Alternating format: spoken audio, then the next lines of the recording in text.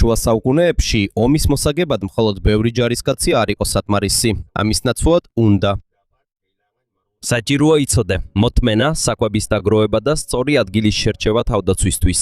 სწორედ აქ იძენენ მნიშვნელობას ციხესიმაგრეები. ძლიერი ციხესიმაგრე ხომ უფრო დიდ არმიასაც კი შეაჩერებს. ევროპასა და ახლო აღმოსავლეთში აშენდა ციხესიმაგრეები, მნიშვნელოვანი გზების გასაკონტროლებლად, მთელი რეგიონის დასაცავად და მტრის შეღწევის შესაჩერებლად. ზოგიერთი მათგანი რამდენჯერმე იქნა ალყაში მოქცეული, მაგრამ მაინც დარჩა მდგრადი. ამ ვიდეოში ჩვენ განვიხილავთ 6 ციხესიმაგრეს. აქ თქვენ ნახავთ თუ როგორ იყენებდნენ დამცველები მთებს, წყალს, სქელკედლებს და ციხესიმაგრის გონივრულ დიზაინს, რათა ებრძოლათ მათზე ბევრად უფრო მრავალრიცხოვანი არმიების წინააღმდეგ.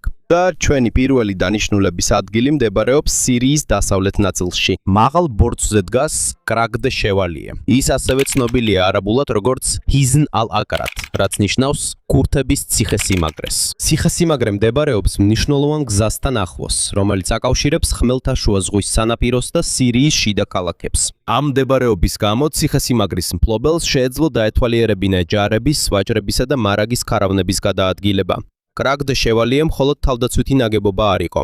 ის ასევე დალაუფლების ცენტრს წარმოადგენდა. ამ ადგილზე უკვე არსებობდა ადრეული ციხე 11 საუკუნეში, მაგრამ 1142 წელს ციხე გადაეცა ჰოსპიტალერთა ორდენს, ქრისტიანულ სამხედრო ორდენს, რომელიც მნიშვნელოვანი ნაწილი იყო ჯვაროსნული სახელმწიფოებისა ახლო აღმოსავლეთში. ჰოსპიტალერთა ორდენმა გააფართოვა და ხელახლა ააშენა ძველი ციხე. 12 და 13 საუკუნეების განმავლობაში კრაკ დე შევალიე გახდა ერთ-ერთი ყველაზე დიდი და ძლიერი ჯვაროსნული ციხესიმაგრე რეგიონში.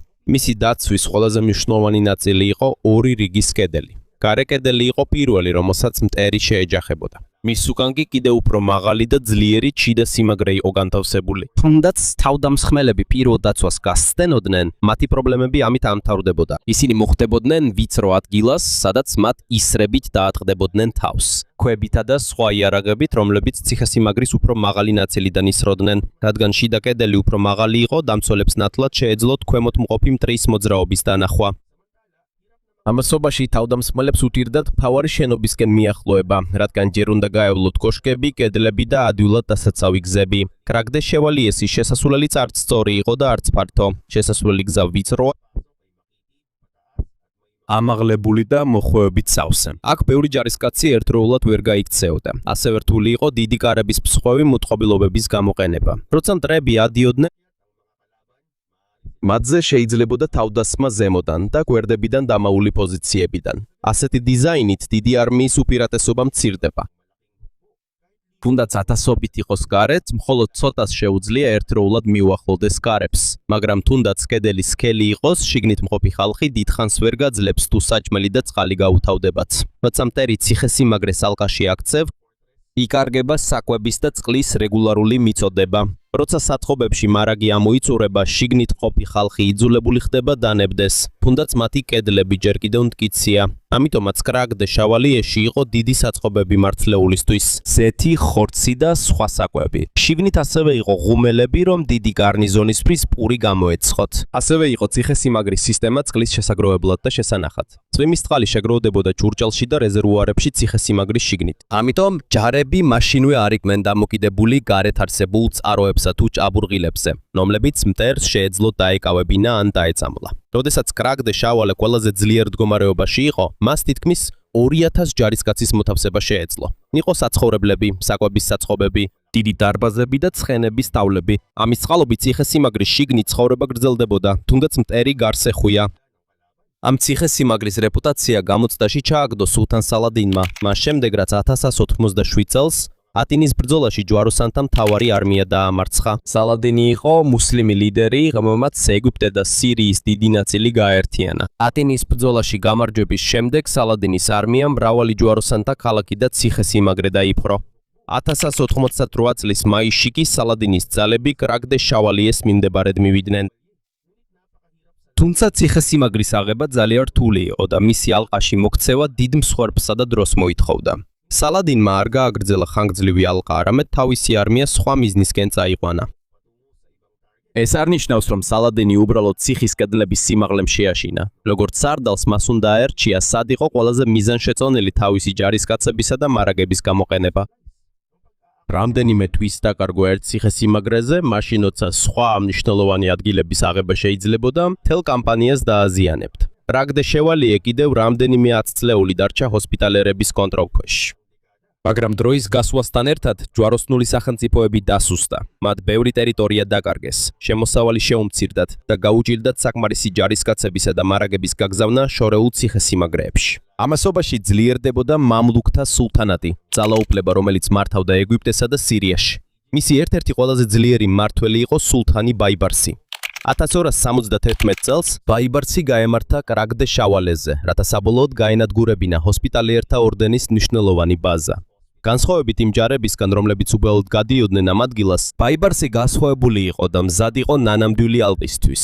მისმა ჯარისკაცებმა გამოიყენეს მანგონელი, დიდი ალყის იარაღი, რომელიც მძიმე ქვებს ისროდა კედლებსა და კოშკებზე. ნელ-ნელა დაზიანდა გარედაცვის რამდენიმე ნაწილი. ბაიბარსის ჯარისკაცებმა ასევე გვირაბი გათხარეს ერთ-ერთი კოშკის ქვეშ. როდესაც საძირკველი დასუსტა, მისი ნაწილი ჩამოინგრა და მამლუქთა არმია გარე ეზოში შევიდა. თუმცა დარჩენილი დამცველები უფრო მტკიცე შიდა ციხესიმაგრეში იქცნენ. მიუხედავად იმისა, რომ ბაიბარსმა უკვე აიღო პირველი კედელი, მას მაინც კრაგდე შევალიეს ყველაზე ძლიერი ნაწილი უნდა დაემარცხებინა. აქ ბაიბარსმა ხრიქს მიმართა, დამცველებს წერილი გაუგზავნა. ჩანდა თითქოს წერილი მათი უფროსებისგან იყო და მათ კაპიტულაციის ნებართვას აძლევდა, რადგან დახმარება აღარ მოვიდოდა. დამცველებმა წერილი სჯეროდათ, თუმცა გარნიზონი უკვე მოწყვეტილი იყო ჯვაროსანთა დანარჩენ ძალებს. ასევე არ იყო ნათელი იმედი, რომ რომელიმე არმია მოვიდოდა მათ გადასარჩენად. ერთ თვეზე მეტი ალყის შემდეგ დამცველები 1271 წლის 8 აპრილს დანებდნენ. მათ სიცოცხლით წასვლის უფლება მისცეს. ბაიბარსმა არ გაანადგურა კრაგდე შევალიე პირიქით, მამლუქებმა მისი ზოგიერთი ნაწილი გაამაგრეს და განაახლეს. რაინდ ჰოსპიტალერების ყოფილი სამლოცველო მეჩეთად გადააკეთეს და ციხესიმაგრე ახალ მმართველთა ხელში მნიშვნელოვან სამხედრო ბაზად დარჩა. კრაგდე შევალიეს დაცემამ აჩვენა, რომ მხოლოდ ძლიერი კედლები საკმარისი არ არის. ციხესიმაგრეში მყოფ ჯარისკაცებს სჭირდებათ საკვები, მარაგი, მოკავშირეები და დახმარება გარედან, როცა ეს ყველაფერი დაიკარგება, მაშინაც კი ყველაზე ძლიერი ციხესიმაგრე იძულებული იქნება დანებდეს. და ამ ციხესიმაგრიდან სირიაში, ეხლა გადავინაცვლებთ ჩრდილოეთ ევროპაში, იქ ვნახავთ უზარმაზარ ციხესიმაგრეს, რომელიც აშენებულია არა ქვით, არამედ მილიონობით წითელი აგურით. შემდეგი ციხესიმაგრეა მალბურგის ციხე, რომელიც მდებარეობს ტრევანდელ პოლონეთში. დიდი ქვის ლოდების ნაცვლად მისი მთავარი სამშენებლო მასალა წითელი აგურია. მალბურგის ციხე ააშენა ტევტონთა ორდენმა. გერმანელი რაინდების გაერთიანებამ, რომელიც გადაიქცა ძლიერ სამხედრო და რელიგიურ ორგანიზაციად ჩრდილო-აღმოსავლეთ ევროპაში, ციხის მშენებლობა დაიწყო 18 საუკუნეში. 1309 წელს როდესაც გრანდმაისტერის მთავარი შტაბია გადმოიტანეს, მთელი კომპლექსი კიდევ უფრო გააფართოვეს. ეს მხოლოდ რაინდების საცხოვრებელი არ იყო. მალბურგი ასევე გახდა მათი მთავრობის, სამხედრო ოპერაციების ცენტრი, რელიგიისა და მათი ტერიტორიების მართვის ცენტრი. თავისი მასშტაბით მალბურგი აღიარებულია როგორც მსოფლიოში ყველაზე დიდი აგურის ციხესიმაგრის კომპლექსი. ციხესიმაგრე შედგება ერთმანეთთან დაკავშირებული ნაწილებისგან, რომლებსაც ეწოდება მაღალი ციხე, შუა ციხე და გარე ეზო. მაღალი ციხე ყველაზე ძველი ნაწილია და მსახურობდა რაინდების გამაგრებულ მონასტრად. იქ მდებარეობდა მათი სამლოცველო, საერთო-საძინებელი, სამზარეულო და ადგილები ყოველდღიური ცხოვრებისათვის. შუა ციხეში კი განთავსებულია დარბაზები, გრანდმასტერის ოთახი და ადგილები, სადაც სტუმრებს იღებდნენ და მნიშვნელოვან გადაწყვეტილებებს იღებდნენ. მის გარეთ მდებარეობს გარე ეზო, სადაც განთავსებულია სახელოსნოები, საძგომები, საწყობები და სხვა ობიექტები, რომლებიც საჭიროა დიდი სამხედრო ბაზისთვის. ყოველ ნაწილს თავისი კედელი, კარიბჭე და დაცვა აქვს. ამიტომ თუ მტერი აირებს გარე ნაწილს, მას მაინც მოუწევს ახალი მაღალი კედლებისა და ძლიერი კოშკების ხაზის დაძლევა. გზებიც პირდაპირი არ არის. კარიბჭეები და დერეფნები სპეციალურად ისეთ ადგილებშია განთავსებული, რომ ადვილად დასაცავია. თუ მტერი შიგნით შევიდა, მას შეიძლება შეუტიონ კედლებიდან, კოშკებიდან და გარშემო მდებარე შენობებიდან. თავდაცვა გამოცდილი იყო. ეს მოხდა 1410 წელს. მანამდე დიდი ხანია, რაც ტევტონთა ორდენი და გაერთიანებული პოლონეთისა და ლიტვის სამეფოები მტრები იყვნენ. ორივე მხარის ძალაუფლება იზრდებოდა და ორივე სურდა რეგიონის მნიშვნელოვანი მიწებისა და სავაჭრო მარშრუტების კონტროლი. 15 ივლისს 1410 წელს მათი ჯარები გრიუნვალდის ბრძოლაში შეეჯახნენ ერთმანეთს. პოლონეთის მეფე ვლადისლავ იაგიელომ და ლიტვის დიდი ჰერცოგი ვიტაუტასმა უხელმძღვანელეს პოლონეთ-ლიტვის გაერთიანებულ ჯარს. ტევტონთა ორდენმა დიდი მარცხი განიცადა. დაიღუპა დიდი მაგისტრი და ორგანიზაციის მრავალი უმაღლესი რანგის ოფიცერი და რაინდი. ბრძოლის შემდეგ თითქოს გზა დაიხსნა მალბორკისკენ, მათ დედაქალაქისკენ. თუმცა გამარჯვებული ჯარი ციხესიმაგრესთან მაშინვე არ მისულა. ამ დაყოვნებამ მნიშვნელოვანი დრო მისცა ჰაინრიხ ფონ პლაუენს, ტევტონთა ორდენის ერთ-ერთ ოფიცერს.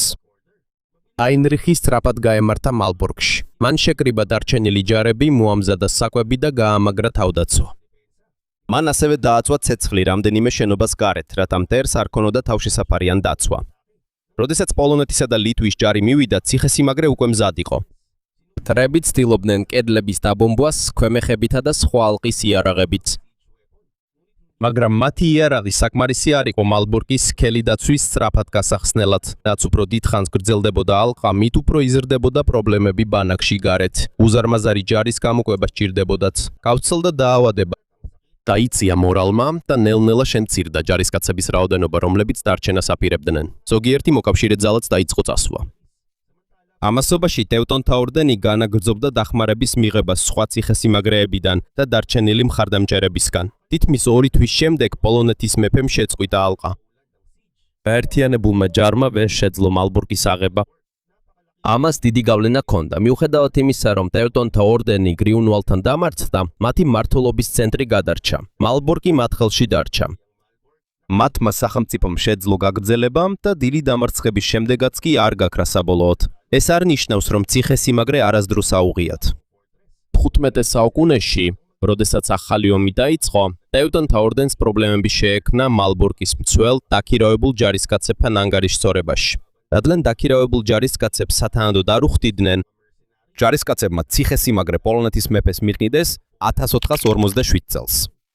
იმ დროს მალბორკის დაცემა ძლიერი ქვემეხებით ან პირდაპირ იერიშით არ მომხდარა, არამედ ფულის ნაკლებობამ გამოიწვია. ახლატი მალბორკიდან უელსში გადავინაცვლოთ, ქვეყანა რომელიც მდებარეობს დიდი ბრიტანეთის დასავლეთ ნაწილში. აქ ინგლისის მეფე ედუარდ პარმედომ ააშენა ციხესიმაგრეების მთელი ჯაჭვი, რათა გაემყარებინა თავისი ბატონობა. უელსის მმართველები დიდი ხნის განმავლობაში ეწინააღმდეგებოდნენ ინგლისის კონტროლს. თუმცა ედუარდ პარტომედის კამპანიების შემდეგ, მე-13 საუკუნის ბოლოს დაიმარცხა უელსის მთავრების ძირითადი წინააღმდეგობა. ედუარდმა არა მხოლოდ ჯარები გაგზავნა, მან ააშენა ახალი ციხესიმაგრეები და გალავნიანი ქალაქები. მათი მიზანი იყო დაეცვათ დაპყრობილი ტერიტორიები, გაეძლიერებინათ ინგლისური გარნიზონები და აღეკვეთათ ახალი აჯანყებები. ამ გეგმის ერთ-ერთი ყველაზე მნიშვნელოვანი ნაწილი იყო კონვის ციხესიმაგრე. კონვი აშენდა 1283-დან 1287 წლამდე. მასტერ ჯეიმს სენ ჯორჯის ხელმძღვანელობით, რომელიც ცნობილი სამხედრო არქიტექტორი იყო. ციხესიმაგრესთან ერთად აშენდა გალავნიანი ქალაქიც მის გვერდით. ციხე დგას კლდოვან მიწაზე, კონვის მდინარესთან ახლოს. ქვა იცავს საძირკველს კედლის ქვეშ გათხრისგან. მდინარე კი უზრუნველყოფდა გზას გემებისთვის, რომლებიც მოქონდათ საკვები, ჯარები და აღჭურვილობა. კონვის ციხესიმაგრეს აქვს 8 დიდი კოშკი. ეს კოშკები განლაგებულია 2 მთავარი ეზოს გარშემო, რომლებსაც ეწოდება გარე ეზო და შიდა ეზო. გარე ეზო უფრო დიდია და იქ მდებარეობს შენობები, რომლებიც გარნიზონს სჭირდება. შიდა ეზო უფრო დაცულია და შეიცავს ოთახებს, რომელსაც მეფე და მისი ოჯახი იყენებდნენ. შიდა ეზოსაც აქვს საკუთარი დაცვა, ამიტომ თუ მტერი შეაღწევს პირველ ეზოში, მეფეს და მის მცველებს კვლავ შეუძლიათ უკან დაიხიონ კოშკის უფრო უსაფრთხო ნაწილში. კოშკები მხოლოდ მაღალი სადარაჯოები არ არის. ისინი ასევე უზრუნველყოფენ ადგილს, საიდანაც შესაძლებელია მტრისთვის ცეცხლის გახსნა სხვადასხვა მიმართულებიდან. ასევე მნიშვნელოვანია ციხესიმაგრის კავშირი ქალაქთან. კონვის კედლები თითქმის უწყვეტ დაცვას ქმნიან ინგლისური დასახლების გარშემო. შიგნით მცხოვრები ადამიანები ამარაგებენ საკვებით, აღჭურვილობითა და მომსახურებით ციხესიმაგრეს, მაგრამ 1294 წელს ქარის წისქვილებში დიდი აჯანყება მოხდა. ამ აჯანყებას მეთაურობდა მადოკ-აპ ლუელინი, უელსელი არისტოკრატი, რომელმაც ინგლისური მმართველობა და მოსახლეობაზე დაკისრებული მძიმე ვალდებულებები გააპროტესტა. იმ დროს ედუარდ პირველი უელსში იმყოფებოდა. როცა აჯანყება გააფართოვდა, მეფე და მისი ჯარები იძულებულნი გახდნენ კონვის ციხესიმაგრეში დაეხიათ. რამდენიმე სახმელეთო გზა გადაიკეტა. ცუდი ამინდისა და მდინარეში წყლის დონის აწევის გამო მარადის მიწოდებაც გარფულდა. შობისთვის ციხესიმაგრეში მყოფებს უკვე აღარ ყოფნიდათ საკვები და სასმელი.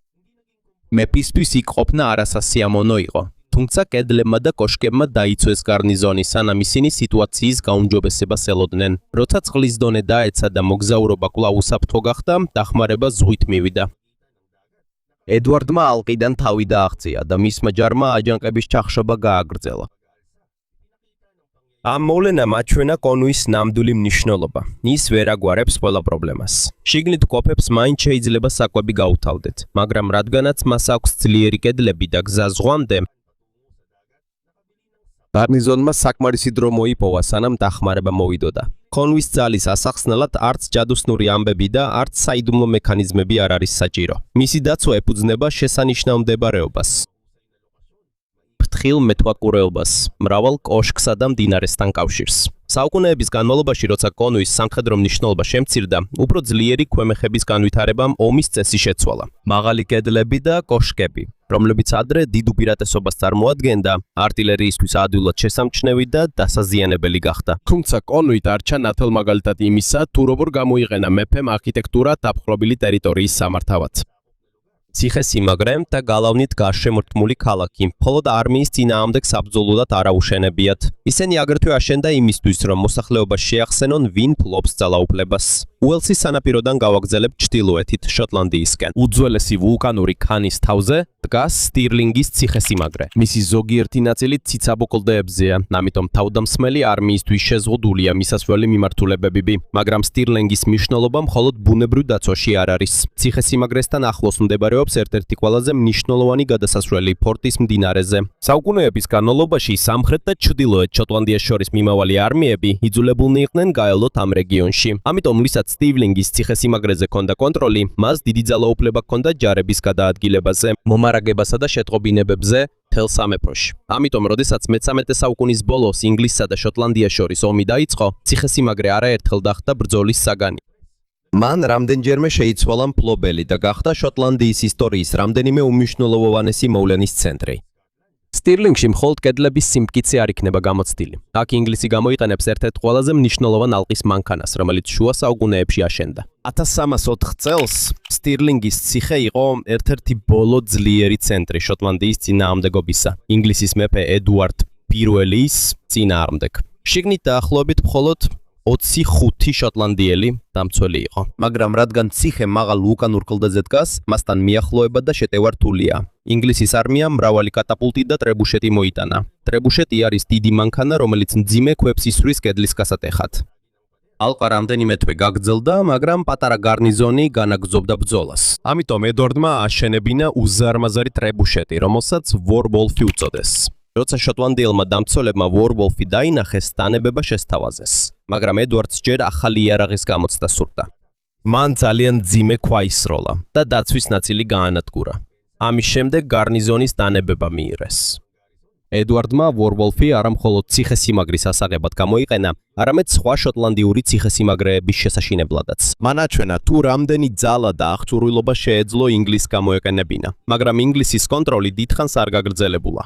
1314 წელს რობერტ ბრიუსის არმიამ ინგლისის არმია ბანოკბერნის ბრძოლაში დაამარცხა სტირლინგთან ახლოს. მომდევნო საუკუნეებში სტირლინგის ციხესიმაგრე სამეფო რეზიდენციადაც იქცა. აქ ცხოვრობდნენ და ეკუთხებოდნენ შოტლანდიის რამდენიმე მეფე და დედოფალი. როდესაც ქვემეხები გაძლიერდა, ციხესიმაგრის კედლებით შეცვალეს, რათა უკეთ გაეძლოთ ახალ არტილერიას. სტირლინგიდან ედინბურგის ციხესიმაგრეზე გადავინაცვლოთ. ედინბურგის ციხესიმაგრე დგას დიდი ვულკანური ქანის თავზე. მისი სამი მხარე ციცაბოა, ამიტომ მხოლოდ ერთი მთავარი გზა არსებობს, რომელიც ჯარს მარტივად შეუძლია გამოიყენოს, მაგრამ 1314 წელს მცირე შოტლანდიურმა ძალამ აჩვენა, რომ ქანის სიმაღლე საკმარისი არ არის თუ დაცვა სუსტია. ტომას რენდოლფის ხელმძღვანელობით დაახლოებით 30 ჯარისკაცი იყო. ღამით ისინი ავიდნენ ქანის ციცაბო ნაწილზე, რომელიც თითქმის უყურადღებოთ იყო, რადგან ინგლისელმა გარნიზონმა ჩათვალა, რომ იქ გავლა შეუძლებელი იყო. შოტლანდიელები კედელფან მივიდნენ და მოულოდნელობით აირეს ციხე. ამან აჩვენა, რომ ადგილი, რომელსაც ყველაზე უსაფრთხოდ მიიჩნევენ, შეიძლება სისუსტედ იქცეს, თუ მას არ იცავენ.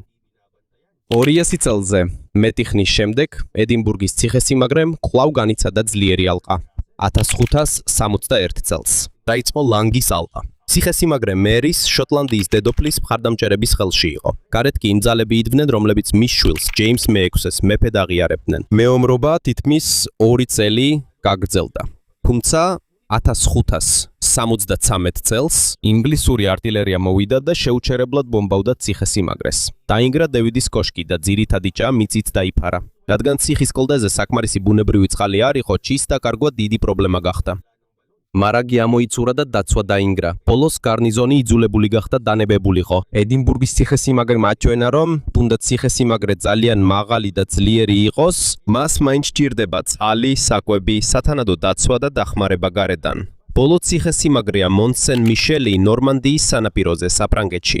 ის დგას კლდოვან კუნძულზე, რომელსაც გარშემო ვრცელი ქვიშა და ტალახი აკრავს. დაბალი მიქცევისას შესაძლებელია გარშემო ზოგიერთი ადგილის ფეხით გავლა. მაგრამ როცა წყალი ბრუნდება, მონსენ-მიშელი კვლავ კუნძულად იქცევა. მის მწვერვალზე მდებარეობს სააბატო. ქვემოთ კი პატარა სოფელია, რომელიც გალავნითაა გარშემორტყმული. რადგან კლდე ციცაბოა, შენობები, კიბეები, ოთახები და თავდაცვა ერთმანეთზეა აშენებული. მონსენ-მიშელი მნიშვნელოვანი ციხესიმაგრე გახდა 100 წლიანი ომის დროს, რომელიც ინგლისსა და საფრანგეთს შორის მიმდინარეობდა. ინგლისმა ჩრდილოეთ საფრანგეთის დიდი ნაწილი დაიკავა. თუმცა მონსენ-მიშელი ფრანგი დამცველების ხელში დარჩა. აქ რთული იყო დიდი ჯარისა და მძიმე ალყისი არ არის მოყვანა. ტალახის ზოგიერთი ნაწილი რბილია და წყალი შეიძლება დაეციოს ყველას, ვინც ნელა გადადის. 1423 წელს ინგლისმა დაიწყო ხანგრძლივი ალყა. მათ მეზობელ კუნძულზე ბაზები შექმნეს, რათა შეეჩერებინათ მარაგის მოტანა, მაგრამ მათ ვერ შეძლეს მონსენ-მიშელის სრულად მოწყვეტა. პატარა გემები და ადამიანები, რომლებიც კარგად იცნობდნენ წყლის მოძრაობას, მაინც ახერხებდნენ შეღწევას. 1424 წელს ინგლისის არმიამ დიდი იერიში წამოიწყო. მათ артиლერია მოიყვანეს და ცადეს გამაგრებულ სოფელში შეჭრა. მაგრამ სოფლის შიგნით გზები ვიწრო და აღმართია. ფრანგი დამცველებისთვის ადვილი იყო თავდასხმა ჯარისკაცებზე, რომლებიც აღმართზე ადიოდნენ. ინგლისის არმია უკან დაიხია და ორი დიდი ბომბარდა დატოვა. ესენი იყო უძველესი ქვემეხები, რომლებიც მძიმე ქვის ბირთვებს ისროდნენ. ისინი დღესაც ჩანს მონსენ-მიშელის შესასვლელთან. ინგლისმა ვერ აიღო ეს ციხესიმაგრე მთელი 100 წლიანი ომის განმავლობაში. დიდი დახმარება იყო წყლის მოქცევა, მაგრამ ეს ერთადერთი მიზეზი არ ყოფილა. კედლები მტკიცეა, შესასვლელი გზა შეზღუდულია. ზღვიდან მომარაგება უწყვეტად მიმდინარეობდა და დამცველებს გარემო სრულად ჰქონდათ შესწავლილი. აქ ჩანს, რატომ იყო 6 ციხესიმაგრის აღება ასეთი რთული. კრაკტე შევალიეში ორი რიგის კედლები და დიდი საწყობები აჭიანურებდა წინააღმდეგობას.